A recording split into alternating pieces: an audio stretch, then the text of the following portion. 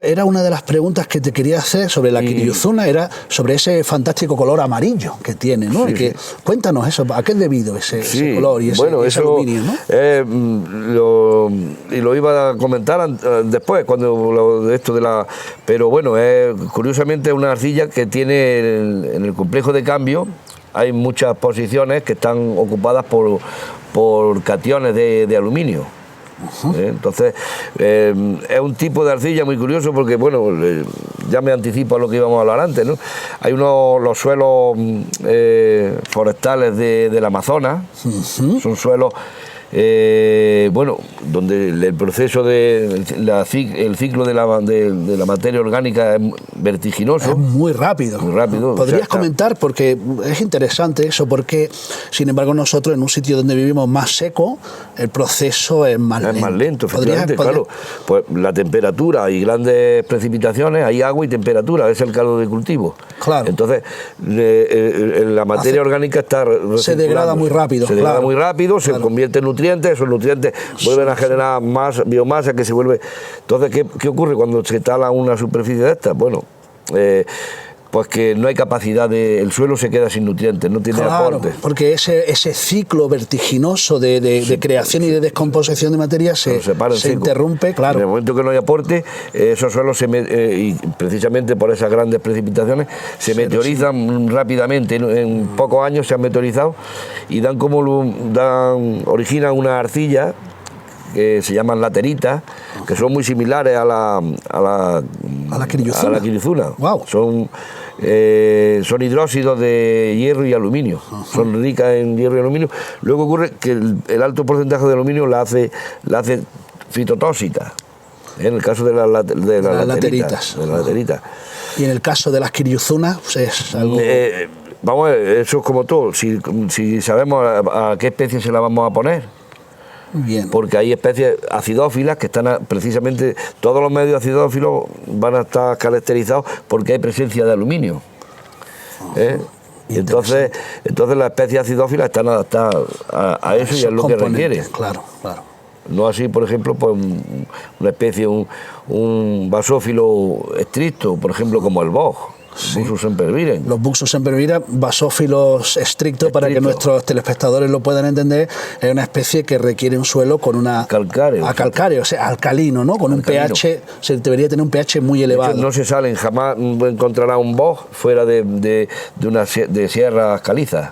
Comprendo, es decir, que si nosotros utilizásemos esa Kiriyuzuna o ese con elementos ácidos, con elementos de carga de aluminio, y lo pusiésemos a una especie de basófilo estricta, como es el caso del boj o como es el caso de un olivo, por ejemplo, ¿qué pasaría?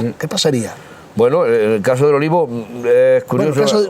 Quiero centrar en el caso del boj, que es el basófilo estricto. Basófilo estricto. Pues desequilibrios nutricionales. ¿Presentaría clorosis? Clorosis, claro, ¿sí? Clorosis por falta de calcio.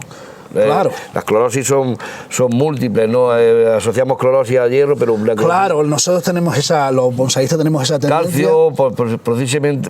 una clorosis inversa al pH normal, claro, con el que trabajamos. Tendríamos clorosis por deficiencia de calcio, de magnesio. Bien, abordaremos esa idea de las deficiencias de nutrición en otra de las entrevistas que te tenemos preparadas. Por eso ha salido así por una caracterización. Y yo quería reconducir esta entrevista y pasar de alguna manera a la parte de los áridos, ¿no? O sea, ya hemos hablado un poco sobre los componentes y las características físico-químicas de las diferentes arcillas que utilizamos y la importancia de mezclarlas con estos áridos, sobre todo porque, como nos comentabas tú, formaban un tema de anticonglomerante, anticompactador del sustrato, por la tendencia natural que Miguel Ángel Serrano nos comentaba de la tendencia natural de la arcilla, mejor dicho, gracias, a compactarse, ¿no? Claro, a degradarse. Es una tendencia natural. Y esa degradación forma la compactación, ¿no? Exactamente. Por eso Miguel Ángel Serrano nos recomienda que utilicemos una mezcla que la mayoría de bonsaístas utilizamos, que es utilizar arenas, ¿no? Sí, quiero entrar en ese mundo para romper esa monotonía, ¿no? Exacto, ¿no? Sí, quería comentarte, Nacho, se me ha olvidado deciros que, bueno, que dentro de estas tres arcillas, como decíamos, tiene una capacidad de intercambio catiónico similar, pero no así la influencia que tienen sobre el pH, sobre el agua del Sí, pH. hablamos de la Kadama, la Kiryuzuna y la Kanuma. Efectivamente, que en un experimento podremos ver qué influencia tienen sobre el pH. Decir al respecto que hay arcillas, por ejemplo, que incluso se utilizan en jardinería, como es el caso de la vermiculita, que es una arcilla, como decía alusión antes, muy laminada, entonces tiene una capacidad de cambio catiónico muy grande, puede llegar a 200, entre 150, 205 o 6 veces mayor que cualquier arcilla esta, Kaluma, Kiryuzuna o Kadama. La vermiculita podría ser un sustituto. Es que retiene también agua la vermiculita, como la Kadama. Tiene un comportamiento... Retiene más agua en este caso. Pues bueno, es un experimento que yo he hecho al margen, pero sí, retienen tanta agua o más que estas arcillas. Y entonces la capacidad de cambio catiónico la incrementa mucho. Eso me parece muy interesante, Miguel Ángel, porque si yo quisiera, por ejemplo, si tuviésemos un árbol que está, un material que está en los primeros pasos y que nosotros lo que queremos es que ese árbol entre en formación y crezca y vegete lo máximo posible, en ese sentido se me está ocurriendo que cuanto el sustrato que utilicemos, cuanto mayor intercambio catiónico obtenga, corrígeme si me equivoco, a mayor intercambio catiónico, mayor capacidad de retener esos nutrientes y por lo tanto mayor capacidad tiene el árbol de succionar ese agua con nutrientes sobre... Efectivamente, sería más efectivo, ¿no? El abonado sería más efectivo, ¿no? El abonado, o sea, o mejoraríamos la eficiencia del abonado. La eficiencia del abonado, porque una cosa es los nutrientes que ponemos y luego lo que apercibe la planta. Correcto, porque una cosa muy diferente es la cantidad de abono que nosotros ponemos encima de la superficie o que abonamos líquidamente, de manera líquida, y otra muy diferente será precisamente esa capacidad de intercambio catiónico, esa capacidad de retener los nutrientes que tiene el sustrato y los que no se nos van. Y se nos va, entonces se nos va una gran parte o la mayor parte. Coger una arena del tamaño de la arena de la playa, por ejemplo, una arena lavada de río, por ejemplo, porque no tenga sales ni nada, y cultivar ahí. Bueno, aparte de que tendríamos que estar regando pues cada... Claro, porque eso no retendría humedad no retiene agua ninguna, pero aparte es que no retiene nutrientes, o sea que sería ideal para un cultivo hidropónico. Claro, donde las aportaciones del agua... Hay un riego regular, claro, y en ese riego iría incluido todos los nutrientes en muy escasas cantidades. Claro, pero si no fuera así, pues a nadie se le ocurre sembrar en arena sola, ¿no? Bien. Entonces, bueno, pues... Podríamos mejorar, son herramientas que tenemos para mejorar. Entonces, para mejorar, ojo, la capacidad de retener eso y de cederlo a las raíces, porque no es interesante. Yo muchas veces oigo mucho en las redes sociales que la Kiryuzuna, por ejemplo, contiene hierro. Sí. Pero es que la Kadama es roja y contiene hierro, pues tanto más, ¿no? Pero pero una tiene una proporción de hierro más que suficiente. Sí, pero una cosa es, yo tengo hasta donde mi conocimiento alcanza, Miguel Ángel, ¿no? Y yo quiero que tú nos aportes un poco de luz a esto, ¿no? Una cosa muy diferente es la cantidad de hierro que puede tener un sustrato y otra muy diferente la cantidad de ese hierro esté disponible para ser succionado, digamos, de alguna manera. Sí, vamos, hombre, el hierro también se comporta como el resto de los cationes, necesita un pH en el cual la disponibilidad es óptima y por supuesto se asimila cuando está en estado catiónico, o hierro ferroso o férrico. No son asimilables tan fácilmente como los quelatados. En forma iónica sí son asimilables. O sea, quelatados, digamos, ¿no? Cuando el hierro nosotros lo aportamos quilatado, es que está asociado a una partícula orgánica y entonces se produce la absorción.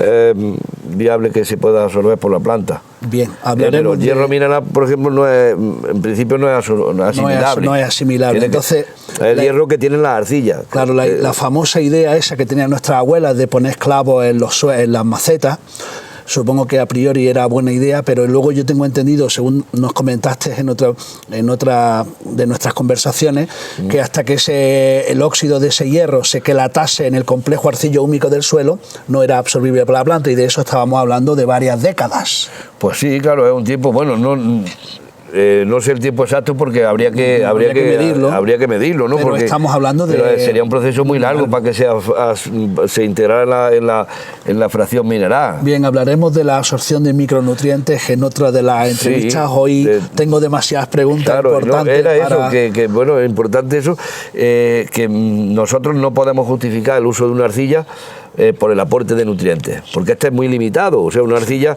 si no tiene recambio de aporte de cationes, las arcillas se estabilizan, las cargas, y automáticamente pues ya no hay flujo de cationes. Es decir, que para que un árbol o un vegetal crezca o pueda funcionar bien en un sistema de arcilla, hay que estar abonando, aportando nutrientes de una manera frecuente, ¿verdad? Eso exactamente. Lo importante no es los nutrientes que nos puede aportar. Bueno, es interesante, son pues prácticamente despreciables con los que nosotros podemos aportar en un buen abonado. Comprendo, de lo que hablaremos larga y profusamente en futuras que sí que tiene un aporte, pero eso no es interesante. Lo interesante es que el abonado que nosotros hagamos, los elementos que aportemos, que estén disponibles bastante tiempo para la planta. Bien. Para que no se laven rápidamente y la raíz pueda disponerlos de ellos. Claro, ese es lo interesante. Lo interesante. Bien, pues tomamos nota de lo que... Más que en sí lo que pueden aportar. Hombre, que lo aportan, bueno, ahí está. Sí, no pero está mal.